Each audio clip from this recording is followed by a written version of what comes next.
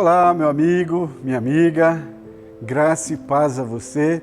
E o texto para nós refletirmos neste dia, ele está registrado no livro de Juízes, no capítulo 6, versículo 15, onde nós lemos o seguinte: Ai de mim, Senhor, contestou-lhe Gideão, como posso salvar Israel?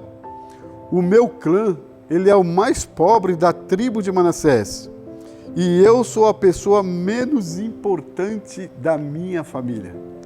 Meus queridos, em que contexto Gideão, ele disse essas palavras? A Bíblia, nos versículos anteriores, ela nos diz que Gideão, ele estava malhando trigo em um local diferente do costumeiro. Geralmente as pessoas malhavam trigo em um campo aberto, debulhando ali os grãos para que pudessem trazê-los e colocá-los nos depósitos em suas casas, suas fazendas, seus lares. Mas Gideão, ele estava malhando trigo em um local escondido, onde se pisavam as uvas. E por que ele estava fazendo isso? Porque naquela época, o período de Gideão, o povo de Israel, ele estava sendo praticamente perseguido e também dominado pelos midianitas. Então o anjo do Senhor, ele aparece para Gideão para dizer que Gideão seria um dos líderes que iria fazer com que o povo de Israel se libertasse do jugo dos midianitas. E quando o anjo do Senhor, ele aparece para Gideão, Gideão, ele começa a questionar aquele anjo, dizendo o seguinte: meu Senhor, se o Senhor mesmo está conosco, por que tudo isso está acontecendo conosco?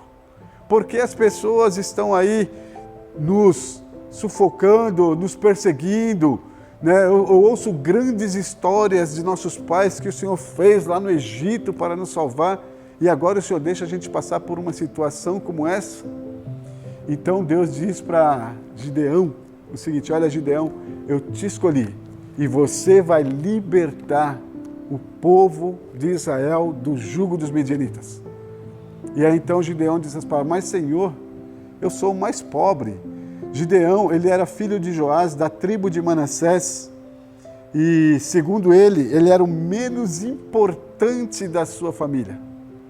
Mas eu gostaria de dizer para você, meu amigo, minha amiga, que isso não tem importância nenhuma para Deus. Você não precisa ter estudado nas melhores universidades. Você não precisa ser o melhor qualificado, intelectualmente. Você não precisa ser o mais forte de todos. Deus, ele apenas usa pessoas que estão dispostas a se entregar e a colaborar com o seu trabalho. Não importa quem você seja. É só a gente analisar a vida de outras pessoas na Bíblia. Por exemplo, Davi, fraquinho, franzino, foi escolhido por Deus para lutar contra o gigante e foi vitorioso.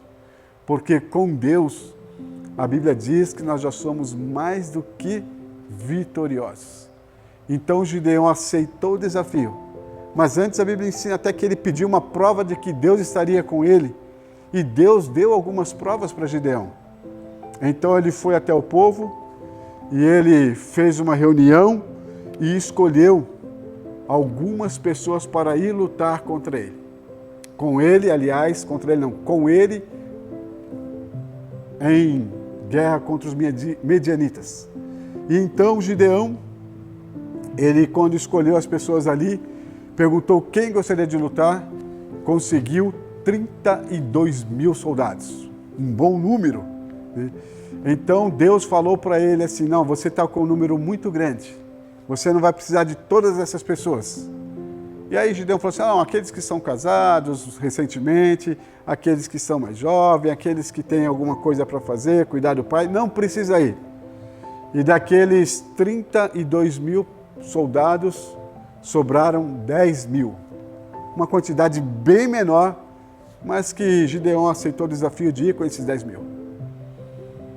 Então Deus aparece novamente para Gideão e fala assim: olha, vocês vão partir, ali embaixo existe um riachinho, e quem ali se ajoelhar para tomar água vagarosamente, você vai colocar do seu lado direito, e quem só simplesmente bebericar, passar a mão nos lábios e molhar e passar, você vai colocar do lado esquerdo. E aí ele foi percebendo e foi vendo que algumas pessoas estavam indo para o lado esquerdo, poucas delas, e aí no final das contas, meus queridos, tinha 9.300, aliás, 9.700 do lado direito e 300 do lado esquerdo. E talvez Gideão pensou, bom, Deus vai dispensar esses 300 e eu irei com esses 9.700 soldados guerrear. Para a surpresa de Gideão, Deus mandou que ele dispensasse os 9.700 e ficou apenas com 300 soldados para batalhar a guerra. E então, Gideão foi com aqueles 300 homens. As armas deles, um pote de barro e tochas de fogo. E quando chegaram ali, ao lado do exército midianita, com mais de 30, 40 mil pessoas, Deus, ele deu a vitória para esse homem do Senhor. Eles fizeram um grande barulho, quebraram aquelas hastes, tiraram as tochas.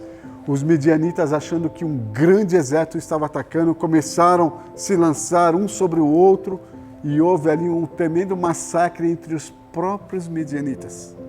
Então, através desse homem, Deus livrou o povo de Israel. E aí a lição que nós podemos tirar desse texto é de que não importa qual é a sua origem, quando nós nos colocamos sobre os cuidados de Deus, Deus operará grandes maravilhas através de nós.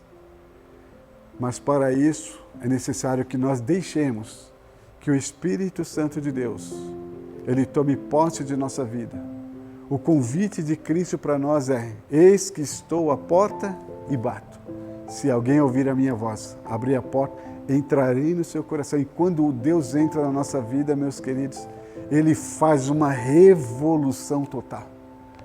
Você que era desse jeito, passa a ser de uma outra maneira completamente diferente. E esse diferente é para muito melhor do que aquilo que você era. Então, o que você está esperando? Abra a porta do seu coração, escancare, deixe que Cristo invada a sua vida, tome posse de você. E eu tenho certeza que a Bíblia promete que você vai ser uma nova criatura, mas uma criatura para o bem. E que Deus poderá operar grandes maravilhas através da sua vida. Que Deus te abençoe, que Ele te ajude e que você se torne, independente de qual foi a sua origem, se você é intelectual, se você é pobre, se você é rico, não importa para Deus. O importante é você deixar que Ele te use como instrumento da sua vontade para você fazer grandes coisas em nome do cristianismo. Que Deus te abençoe e que Ele te ajude nesse dia, é a minha oração para você nesse instante. Feche seus olhos e vamos orar mais uma vez. Grande Deus, nosso Pai, aqui estamos mais uma vez, ó Deus, diante de Ti, com as nossas fraquezas, com os nossos pecados, com a nossa falha de caráter, mas estamos diante de Ti, ó Pai, para pedir que o Senhor tome posse de nossa vida, para que o Senhor entre no nosso coração, para que arranque dentro de nós, ó Deus, tudo aquilo que não presta, tudo aquilo, ó Pai, que nos faz distanciarmos de Ti. Tire de nós, ó Deus, o orgulho, a inveja, o egoísmo, a maldade, e como diz a Tua palavra, coloque dentro de nós o espírito reto, para que nós sejamos pessoas consideradas como Noé, que foi um homem que era reto, temente a Deus e que se desviava do mal, para que assim fazendo, ó Pai, nesses dias tão difíceis que estamos atravessando, nós tenhamos o poder de levar o alívio, a paz e o conforto para muitas pessoas que necessitam e carecem neste momento. E que elas, através, ó Deus, de nosso trabalho, encontrem o caminho da salvação que há em Cristo. Nos ajude, ó Pai, nos dê força e transforme o nosso caráter, a nossa vida pelo poder do Espírito Santo. São bênçãos que nós lhe suplicamos, no nome de Jesus, o nosso Senhor. Amém, ó Deus. Amém, ó Pai. Que a graça, o amor e a paz de Cristo esteja com você.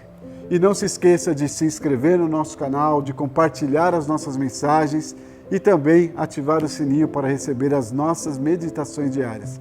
Um grande abraço e que Deus te abençoe.